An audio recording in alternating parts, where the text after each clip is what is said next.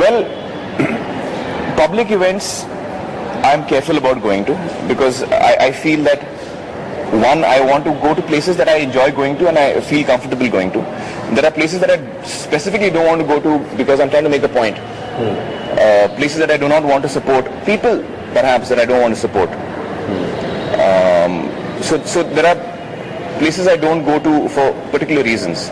Other than that, it's mostly I don't want to have and what is this new thing about, Narendra Modi? I was reading some place that during the Bombay riots, in fact it was Prahlad Kakkar's story, that you called Prahlad and two of you went out to rescue your driver from the slums.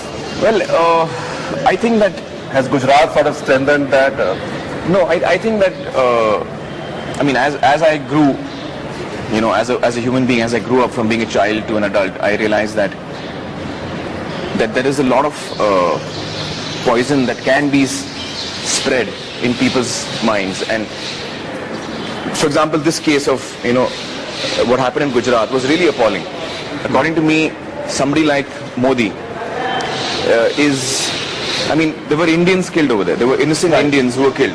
It's completely irrelevant whether they were Hindus or Muslims or Christians or Parsis or Sikhs. There were Indians being killed. And for which no one seems to have been punished so far. By a leader who's supposedly a leader, and he is responsible, he and his party, he and his people are responsible for the killings of and high trauma on thousands of Indians.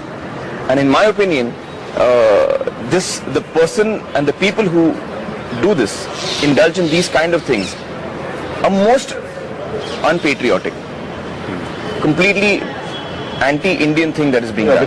Because they damage the idea of India. They damage the idea of humanity, first of all.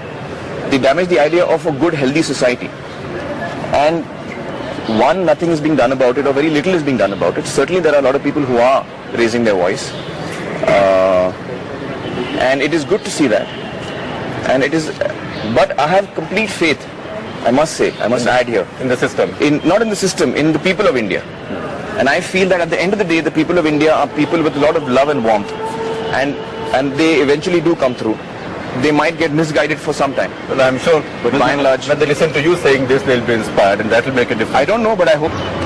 In the news nowadays, you have this, the US rejecting the visa for Mr. Modi, and that has become a thing of national honor now.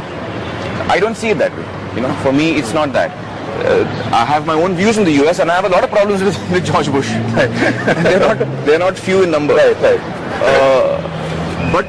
And I don't care what the US is doing really, whether they're giving visas or not giving visas. I have a problem with our reaction.